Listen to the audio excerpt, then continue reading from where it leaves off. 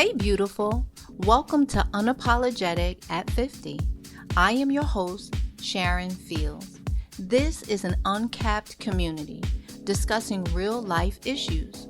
In your 50s, you have the right to say, I have no time for games, never regretting the past or apologizing for wanting a better future. Join me and special guests as we discuss topics and provide tools to navigate our midlife challenges.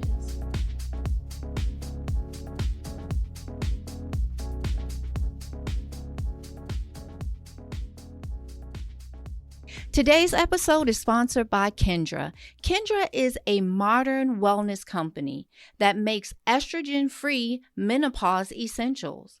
Their line of products include daily supplements to help with focus, sleep, and a daily vaginal lotion that dramatically relieves our most intimate skin. All are designed to target and relieve the most disruptive symptoms of your menopause journey, including hot flashes, brain fog, mood swings, and more.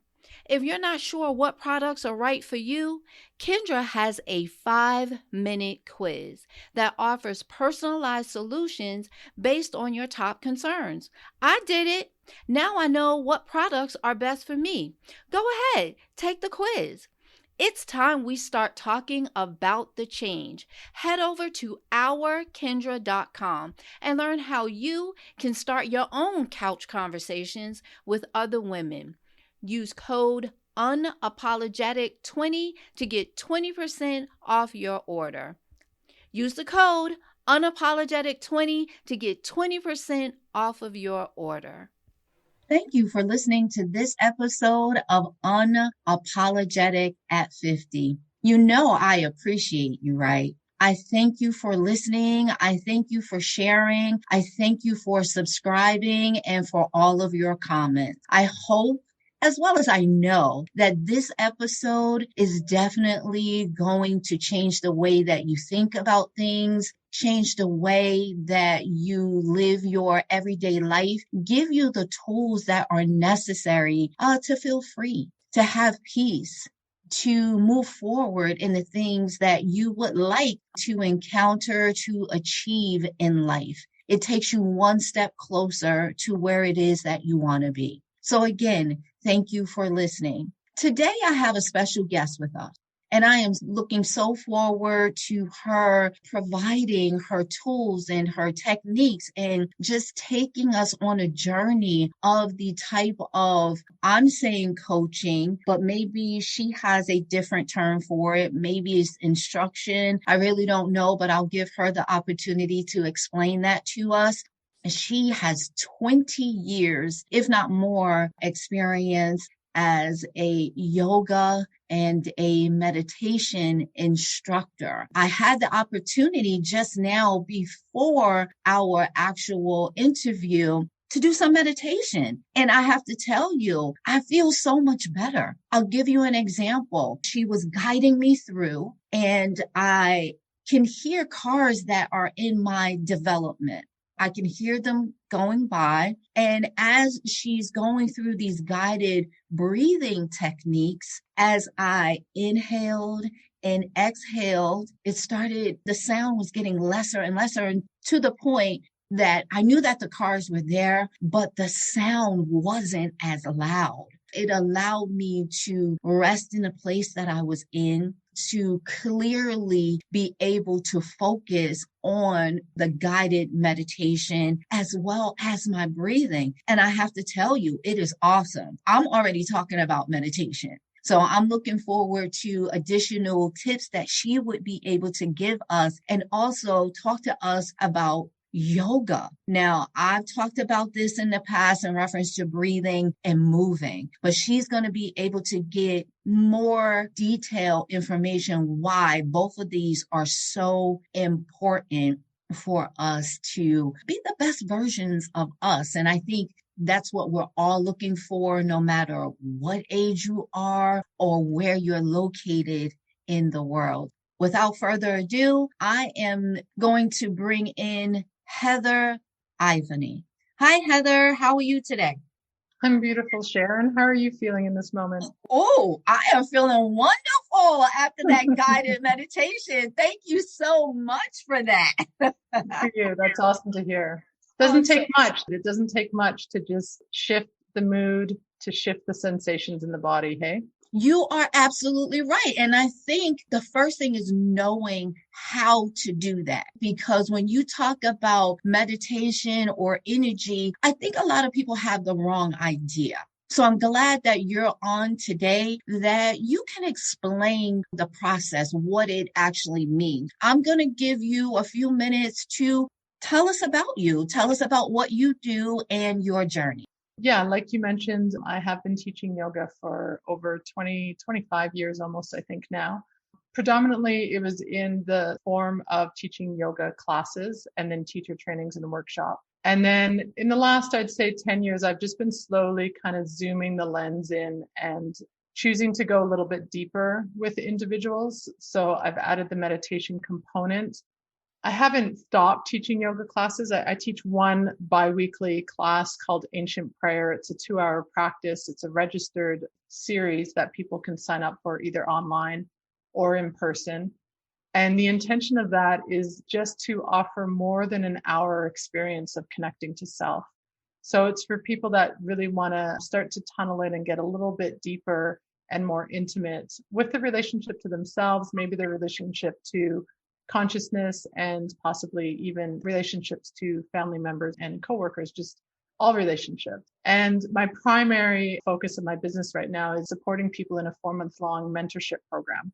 And I love how you were questioning, like, do we call it teaching or coaching or counseling? Or, there's so many buzzwords that we use to describe this. And honestly, I believe that when we meet with a teacher who is a master in the craft that they do, it really is all the same thing. There's moments when I'm coaching, there's moments when I'm mentoring, there's moments when I'm teaching. And when we're in health, they're all the same thing. I don't mind what you want to refer to it as. If you prefer to say coaching over mentorship, that's fine. If you want to say teacher over instructing, that's fine. That's not super important with me to get really delineated on the specific term that we use. That's the main focus of what I'm doing right now, Sharon, is 4-month long mentorship programs, guiding people to be spiritually sovereign within themselves.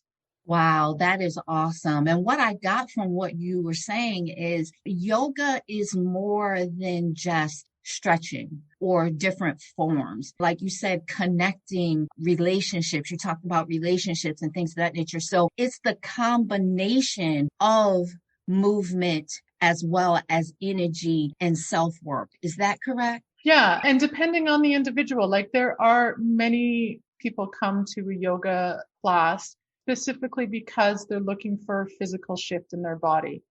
And that's fine. That's totally, and there are many teachers out there that will only speak and teach to the physical body. There are many teachers that's when they teach more to the spiritual or energy body. And it's very far reaching and hard to comprehend for someone who hasn't played in that field before. What I understand to be true is that if you want to create trust with someone, you create trust with the physical body first. And then if there's an invitation to go deeper with that individual, you explore that together. But most people want to start off feeling physically safe in their body before they want to be opening up their emotional channels, their energetic channels, and their spiritual channels. Okay. All right. So it just depends on what the person is actually looking for and what type of yoga, right? Because there's many different types. Like you do something that's called, is it pronounced Nidra or Nidra? Oh, that's Yoga Nidra. So that is completely different than going to a physical practice. So that is a practice of yoga where you're actually lying down on your back, and it's a guided relaxation, either an audio relaxation through headphones, or you can attend a class where a teacher will lead you through a guided relaxation from the front of the room. But that practice is done in a sleep position. You're doing your best not to sleep, but you're being moved into the deepest layers of relaxation without actually falling asleep. And you're slowly unfolding different layers of the body through that experience. You're going to build strength. The Yoga Nidra class is not the option for you. But you're right. There's a lot of different styles of yoga out there. There's a lot of different flavors with teachers. Even if anyone listening, even if you've had an experience where you've attended a yoga class and you've sort of come away feeling like, that's not really for me, I do encourage you to try again, to play with different teachers. You want to find a teacher that's a good fit for you, someone that speaks your language or even pushes your growing edge just enough that makes you want to come back rather than making you feel disempowered and not wanting to come back, but someone who will push that growth edge of yours just a little bit that makes you want to come back and be a little bit hungry for more. And then on top of that, you also want to find the style of yoga that's a good fit for you. Restorative yoga is going to be very relaxing. Flow or strength yoga is going to be very muscle building. A hatha yoga practice can be soft and it can be intense. So that's kind of a challenging one to know what type of class you're going to be stepping into. And then you have obviously all of your hot practices like your moksha and your bikram. Those are going to be all hot, heated classes. And if anyone's over 50, that can be really challenging, especially with hot flashes. Those type of practices. Yeah. We don't want no more heat, Heather. You don't need any more heat, right? You're trying to cool the temperature down. You're trying to calm the embers of the fire a bit. I have had an experience with yoga and I signed up for a yoga class. It did not explain like the different types of yoga that you're talking about or whatever today. And I took the class, but it was way advanced for me because I laughed at it afterwards. But when I thought about it, I was like, you could have really got hurt in this class. And the reason that I say that is because some of the things that they were doing were way advanced for me in reference to form, position, and stuff. So that particular one was what you just mentioned in reference to, I guess, the muscle and body work. After I took the class, I was literally in pain for 3 days. And I do suffer from fibromyalgia, and I have issue with 3 bulging discs, cervical discs. I think that I jumped in where I shouldn't have. I should have taken it gradually, taken a beginner's class, learned more about it, and had the opportunity to maybe work with an instructor that didn't have such a large class. Because I think that makes a difference also when you're working with someone or actually going to actual location to participate in a yoga class. Have someone that you can talk to and maybe explain to them what are the issues that you already have and what it is that you are looking for. Does that sound about right? Am I going right? You're touching on a really important point. We don't get in a car and start driving without taking driver training first, right? When we're learning something new and we want to have a foundation to whatever it is that we're starting, we work with an instructor. If we're going to learn how to downhill ski, we're going to work with an instructor that's going to teach us how to downhill ski. We're not going to take a chair to the top of the mountain and then just hope to figure it out as we go down the mountain.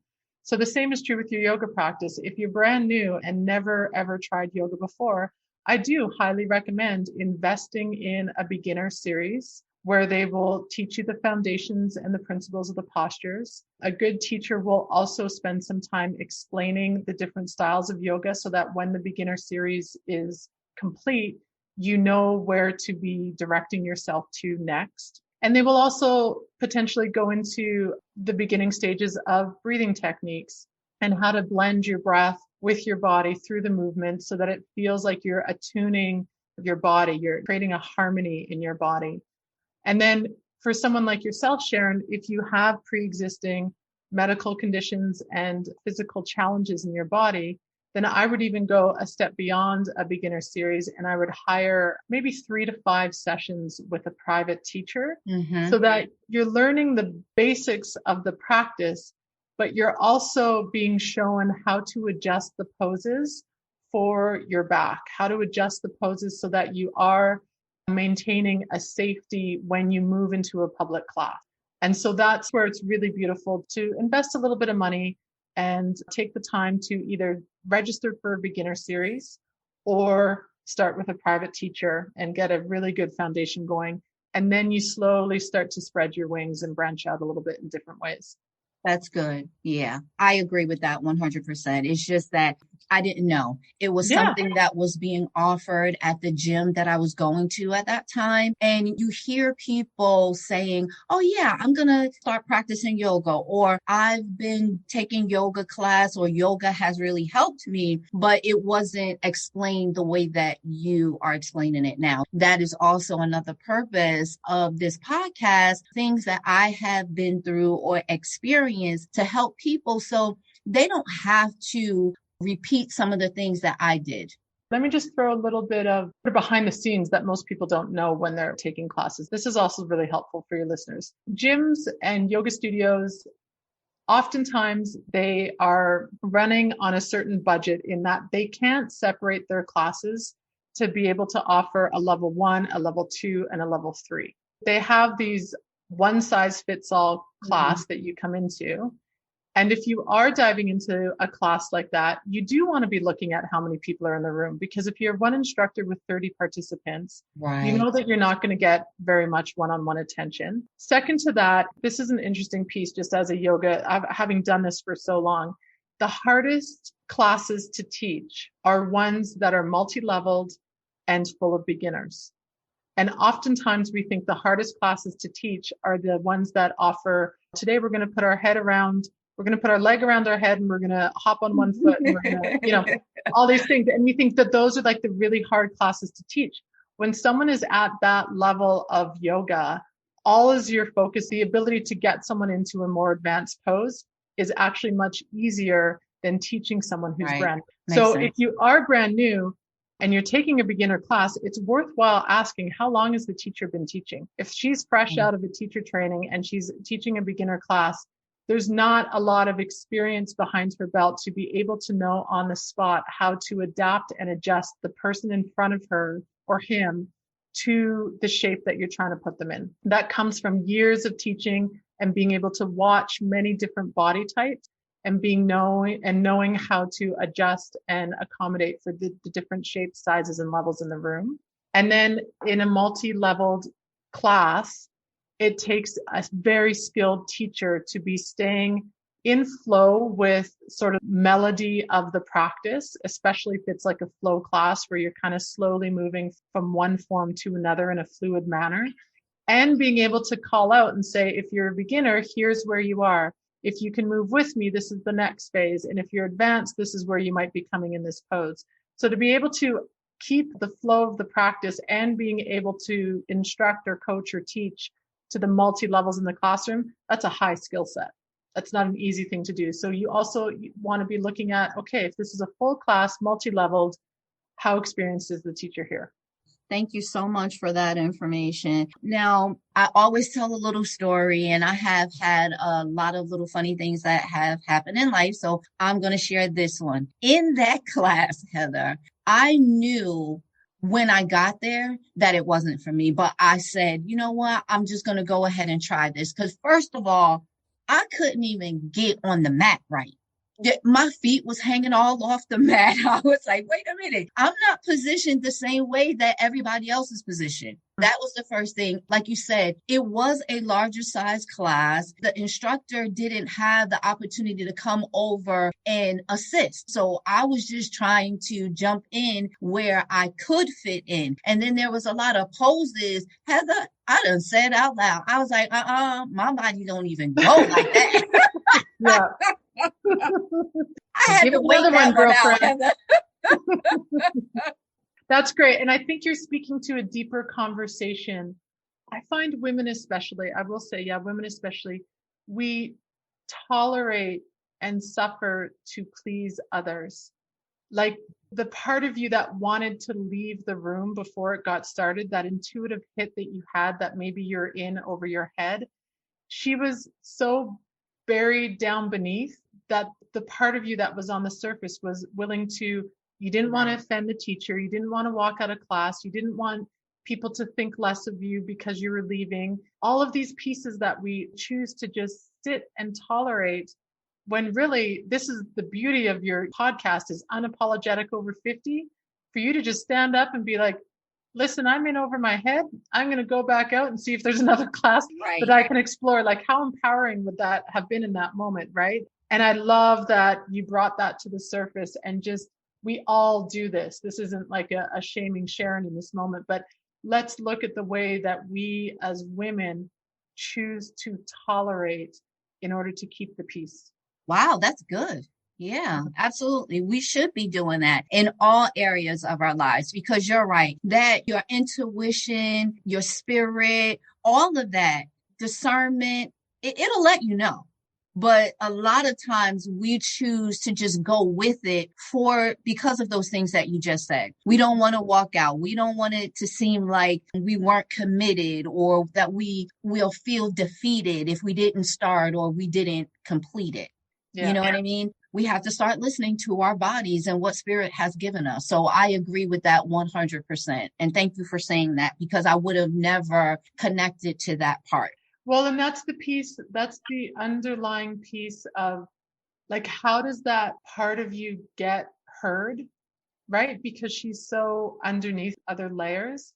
This is where the practice of quiet contemplation and meditation starts to become a real ambassador for ourselves, and just allowing ourselves to build relationship with quiet so that we can hear the quiet even amongst the noise, because that Right. was a very internally noisy situation that you're in. So it's really hard to hear those quiet parts of you that want to be heard, because the noisy parts of you are very loud, and that's super common. And what you're sharing is a natural occurrence that happens all the time. And do we want to continue, or do we want to start to explore these intimate parts of ourselves more fully? Absolutely. We need to explore. Yeah, the podcast is Unapologetic at 50. And I always say, talk about movement, talk about stretching. And that's the part of yoga that I would like to talk about for a few minutes. We get to a certain age and we are complacent. We're just sitting, especially now with COVID. Because when you were working, you got up, you went down your stairs, out your door, you stepped up to get in your car. There was movement that was happening that you weren't even conscious of because it was a part of your daily routine. Now that you're home, the majority of us have created a space within our home that you walk from your bed to wherever that location is, and that's your day. Because we're in a cold season, we're in our winter season here in New Jersey.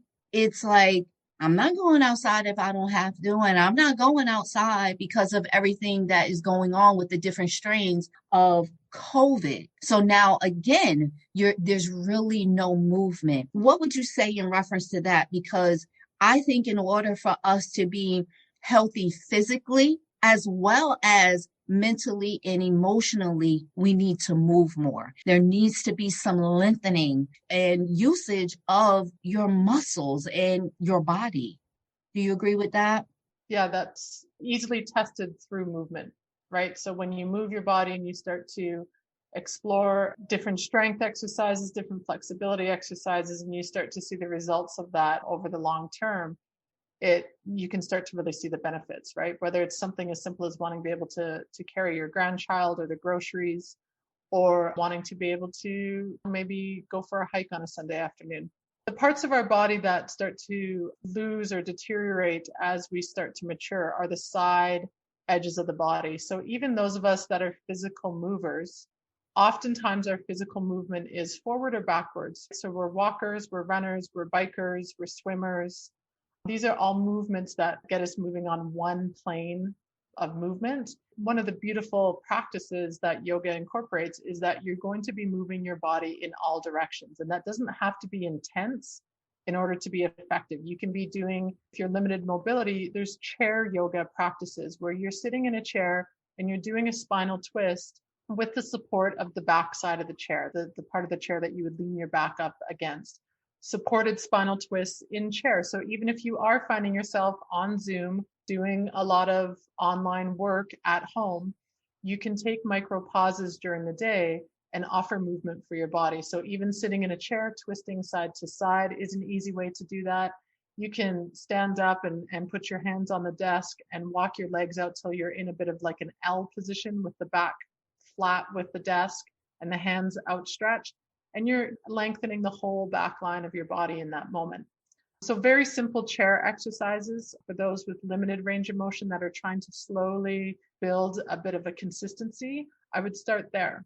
If you're at home and you know that you want to be moving, a really good question to ask is, am I an independent learner? Meaning, are you self-disciplined enough to be able to go online and follow a class for 30 to 40 minutes a day and keep the consistency, whatever it is, 3 to 5 times a week? If you know that you're an independent learner, then that's going to work really well for you. If you know you're not an independent learner, that's not a shameful recognition. It's an acknowledgement that this is actually not my learning style. My learning style is to be held lovingly accountable, either through a teacher in front of me or a partner beside me. In which case, you may want to align with someone that you are friends with, and the two of you do a session together. Or you hire together someone who comes in through Zoom and takes you through a guided class that's a good fit for your body. There's lots of ways that you can make the practice of being at home one in which you are creating a consistency with, by finding ways to hold yourself accountable. So it's either through a friend, through a teacher. Some people put an alert on their phone, and this is the time that they're stopping what they're doing and they're taking a 5-minute or pause. Look for consistency over intensity. So oftentimes we'll go, it's like, this is what I'm going to do, especially in the new year. Like, I've got this resolution. This is what I'm doing. It's my new thing. And we go really hard, really fast, and then we burn out within a short amount of time. Right. So look for, like, if you're looking for movement and you know that doing a 45-minute class is going to be a big resistance to you for movement, you're going to possibly look at setting a timer for 10-minute increments 3 times a day. So when you first wake up in the morning, you got 10 minutes. There's a little pause before or after lunch, and then at the end of the day. And what you're building is a slow consistency with your movement throughout the day. And oftentimes that's more effective than going for a run for an hour and then sitting for the rest of your day. Yeah, right? Yeah. That's great, Heather, because that can also be used in all the other areas of your life. Consistency over intensity, because a lot of times we start things, especially since you mentioned the new year and resolutions that people make, they jump in 100% filled with fire, right? And it's just overwhelming because they didn't think about the fact that life didn't stop because you decided to make a resolution and you wanted to make changes. The first thing is that you decided, which is a great thing. I'm not saying anything against that, but creating some type of process that you can truly commit and you could follow it through to your goal. And a lot of times that's not happening because you can't do it consistently because that portion hasn't been created. Yeah. And also, like, there's a lot to the practice of yoga. So it's hard to jump into creating a practice when you don't really understand why these poses, why this sequence or this order, why is the class designed the way that, like, why is it when I go to a group class and it finishes, there's this euphoric feeling at the end of it. But then when I come home and I roll out my mat and I try and do this on my own, I don't get that euphoric feeling at all. So part of that is just the physics, the sacred geometry of the body that instructors are taught to align with. There are certain chapters, if you will, in a yoga class that build from one pose to the next so that it feels like it's easeful rather than incredibly intense. There's a science to it. There's an art form to it.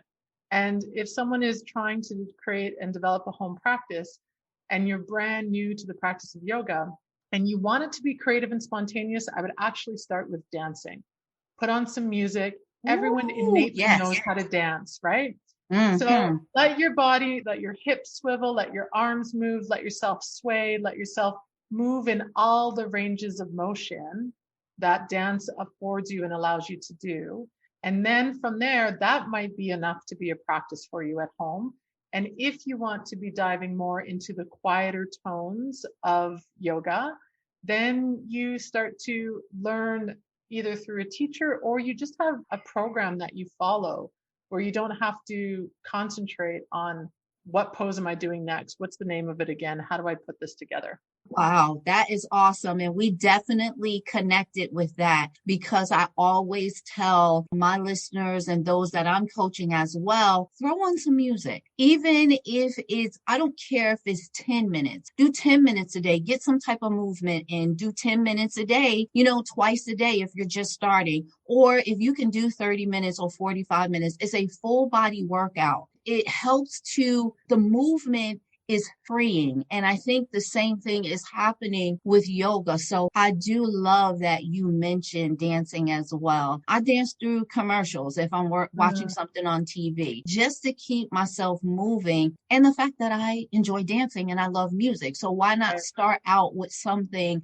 that you would like to do before you add something that you're not too sure about. So, wow, I'm glad that you really did mention that and all of the information that you have provided in reference to yoga. If we could for a second, can we talk about meditation? Because you're hearing more and more about meditation, and I know why. Again, it's the things that are happening in the world. We are overwhelmed. The energy around us is like all over the place, right? And there are still a lot of people that when you say meditation, they go back to some of the things that they saw in movies, like meditation, if you're practicing, is it the right pronunciation, Buddhism? And they don't want to be involved with that because of whatever their religious beliefs are. But meditation is more than that. Like with yoga, there's different types of meditation as well, because we just practice guided meditation and there weren't any type of repetitious things that you needed to say or chant or anything of that nature. And then there's also meditation in the Bible because the word says meditate on this, which is meditating on God's word. So I just want to be clear with people, do the research. Don't just listen to or look at things that you see on TV because it's always more than that. Do you agree with that? Yeah, for sure. So say, for example, we want to be bringing this into school systems, right? And you have multiple religions that are in school system. The buzzword that we use when we're taking the spirit out of meditation is mindfulness. So you can experience peace and calm in the body and leave spirit out of it. You can leave the mantras out of it, what you're talking about, the songing and the singing, the mantras out of it, the chanting. You can keep all of that out of it and still have an experience of peace and calm. So meditation offers us three different legs. We can meditate for peace and calm. We can meditate because we want to be in connection and conversation with higher consciousness. And we can meditate because we want to manifest. Those are the three primary reasons why we meditate. So what you're speaking to here with someone who's interested in creating a little bit more serenity in their life, but they don't want to dive into the spiritual aspect of it or the energy aspect of it, then you're working with breath work. And it's simply breath work. For anyone who is starting out, it is very challenging to flick a switch from the busy and go into the quiet. So a transition is going to be very effective for you. What I mean by this is if you're taking a 5-minute pause, say between clients, between appointments, when you're moving, when you're getting in your car and you're driving from one location to the next, and you want to take a 5-minute pause before you start the engine. What we need to do first is offer ourselves a transition. We don't go from busy, busy, busy, and then we jump into bed at night and close our eyes and go to sleep. It doesn't work that way. The body needs a transition to be able to shift into the sleep state. The transitions that work really well for me, I love to either play a little music, if you have some soft music on your phone or on your car radio. I love working with essential oils. Citrus oils are very effective for popping us into present moment. So I'll put a few drops of a very high grade citrus oil in my palms. I rub my palms together and I breathe that in. And the aromatic anchor of that oil really helps us to shift from the busy into the present moment. And you can just carry an essential oil in your purse and have it on the go. Anything that for some people, it might be just holding a crystal, or that might be too far reaching. So holding something from nature, a rock, something that helps to bring them from the busy into the calm. Okay. You start with that. Okay. Then what you're leaning into is breath work. Very simple. If you want to be increasing your mood, if you want to be more uplifted, you're going to double the length of your inhale compared to your exhale. So you're going to inhale for a mental count of 4 and exhale for a mental count of 2. And you keep this going for 2 to 3 minutes. So you're already on minute 4 of your pause. And then the very last minute, just allow yourself to release the focused attention on counting the breath and just notice what happens. You might instantly go into the busy, in which case you bring yourself back to the breath, or you might find yourself almost like internally rebounding into a more expansive or serene space. Okay? Stay with me for another moment here, Sharon. If you're leaning into wanting to be more calm, like you're on fire, your energy is scattered, and you're feeling like you're almost snippy and it's just too much and you want to bring yourself down, same technique. Start with a transition, aromatic anchor if you can. Then you're going to allow your exhale to be twice as long as your inhale. So you exhale for a count of 4 and inhale for a count of 2. And you monitor this same way, 2 to 3 minutes, and then have a 1 minute nothingness at the end before you finish. And then the third technique, if you're feeling really groovy and you just want to maintain the balanced state that you're feeling, then you equal the breath. Inhale for a count of 4 and exhale for a count of 4. And that's just a really simple way to just emotionally regulate, to ask yourself, what am I feeling in this moment and what do I need? Then you adapt the breathing style that is effective for you. And whether you feel it works or not, you give thanks and gratitude for the moment of pause and you carry on with the rest of your afternoon. Wow, that is amazing. And I sat here and I had to take notes because Heather, I'm going to have to use all 3. Yeah, Because, we all do. There's times in life where you're just like, okay, no, I can't take it no more or whatever. So thank you so much for providing this information. I was going to ask you for 3 steps, but you have given us more than that. I really do appreciate that. And I'm sure that the listeners appreciate that as well. When you were talking about the oils and the music, like that's one of the reasons why massage therapists, they use that technique too. It helps with the actual body work or muscle work, removing tension and things of that nature that they're doing. So it's amazing how they all just coincide. And the fact that you can use something that you do every minute, second, whatever of the day unconsciously, which is breathe, to get you in a better state. It's just amazing. We love to overcomplicate things, Sharon, because it helps us feel smart. And the more that we can just pare it right down, the breath is a tool that's always with us. Even the oil might be too complicated for someone. So just visualize smelling a grapefruit, visualize smelling the rind of a lemon. Like the mind is very powerful to bring us to the present moment. And so a visual of that experience, you can visualize something that's calming for you. Maybe it's sitting in your grandmother's kitchen and smelling her baking bread, whatever it is. Maybe it's listening to the heartbeat of your child when they're falling asleep.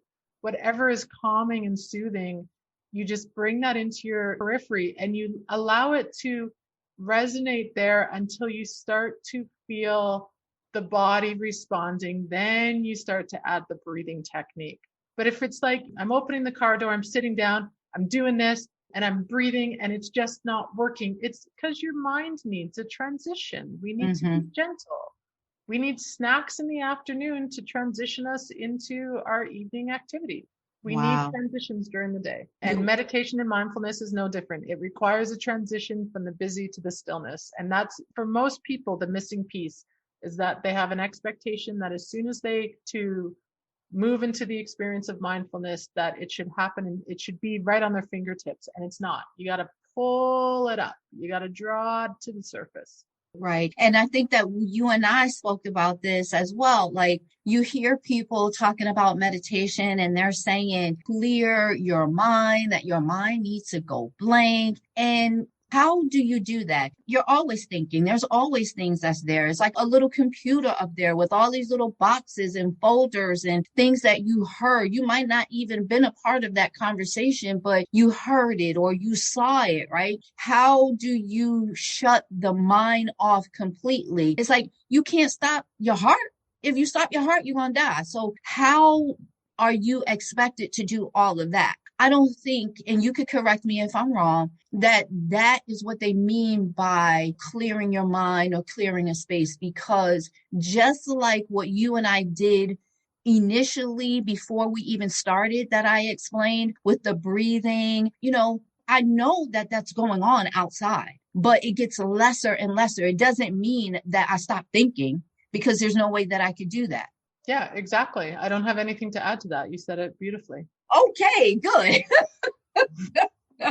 Great. Listen, Heather, again, I thank you so much for everything that you have provided us with today, taught us. You gave us a lot to think about, because I think people didn't know the ins and outs of yoga and meditation, which you did provide today. And if it is something that they are interested in, they do have the opportunity to look into it, for it to be a way for them to live their best life, to be authentic to who they are. You don't have to do it the way that that person does it. You have to find what is best for you. So now, if they wanted to reach out to you and use one of your programs or whatever it is that you offer, how would they reach you, Heather?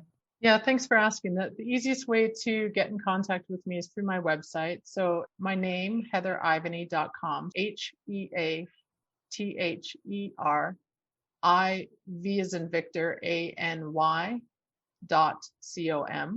And on my homepage there, I have something called the Spiritual Reset. It's a free 7-day email drip that just helps to, if you feel like you've lost track or you want to start a bit of a track, through the 7-day email drip, it just provides you with different facets to work with. It explains a little bit about Yoga Nidra, explains a little bit about mindfulness. It starts with intention. That's number one for everyone. What is it that you want? What is it that you are wishing to have for yourself? So that intention piece is really important.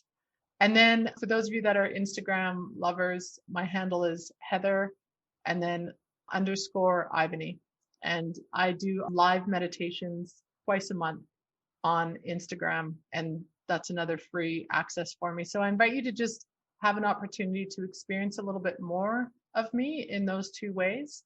And then if you feel a desire to connect with me, I offer free clarity calls. They're about 30 to 45 minutes where we just get clarity on what it is that you're wanting for yourself, why it is that you're blocked. And if I don't feel like I'm a good fit for you, then I will refer you to someone who is. I love clarity calls. I welcome them in. They're a beautiful way to be of service to people who are looking to either grow and expand or become unstuck. Right. Absolutely. Is there anything else that you would like to offer to the listeners of Unapologetic at 50? Oh, that's right. We created a promo code together. So there's on my website, there is under my offerings, there's a title called Inward.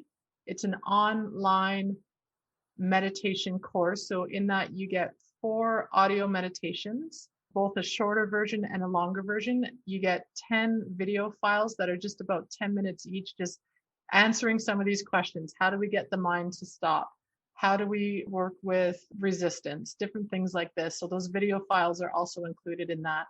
It's something that you do on your own. So it's a lifetime access. And if you use the promo code unapologetic in capitals, it's 25% off for any of your listeners. Oh, wow. Thank you so much for that. Mm-hmm. Absolutely.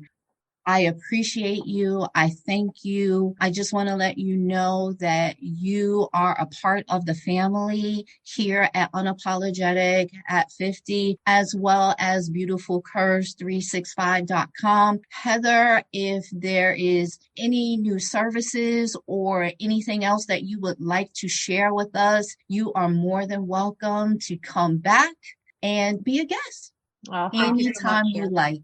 Thank you so much for sharing with us today. Well, thank you for inviting me to be a part of your platform. I feel like it's opening me up to an audience that I wouldn't have been able to reach without connecting with you, Sharon. So I appreciate that. Thank you so much. Thank you. I believe that we're doing that for each other. Mhm. All right, now, until we talk again, stay well. Remember to live, love, and laugh more. Thank you for joining me for this episode of Unapologetic at 50.